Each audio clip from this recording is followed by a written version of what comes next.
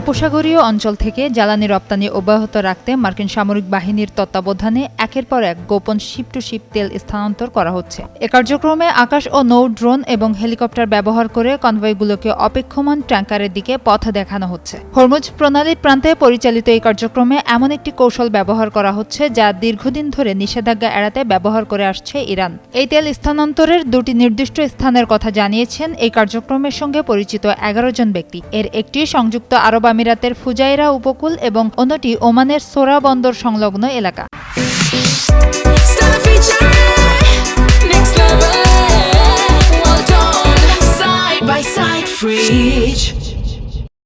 গত মে মাসের শুরুতে এই কার্যক্রম শুরু হয় এবং অন্তত 116টি জাহাজ এতে অংশ নেয়।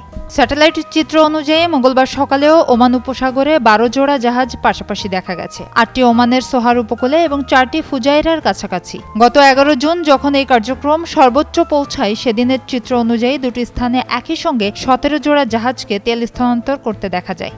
এদিকে গত 9 জুন একটি অ্যাপাচি হেলিকপ্টার ভূপাতিত হওয়ার পর যুক্তরাষ্ট্র প্রতিশোধমূলক বোমা হামলা চালায়। স্যাটেলাইট চিত্র বিশ্লেষণে দেখা যায় যেদিন অ্যাপাচি ভূপাতিত হয় সেদিন সোহার বন্দরের অদূরে একটি ছোট এলাকায় 6 জোড়া ট্যাঙ্কার জড়ো করা ছিল। তবে এই কার্যক্রমে অ্যাপাচি কি ভূমিকা পালন করেছিল তা এখনও নিশ্চিত নয়। একজন মার্কিন প্রতিরক্ষা কর্মকর্তা জানান, সমুদ্রের বুকে জাহাজ থেকে জাহাজে তেল স্থানান্তরের কোনো কার্যক্রমে সেন্ট্রাল কমান্ডের বাহিনী জড়িত নয়।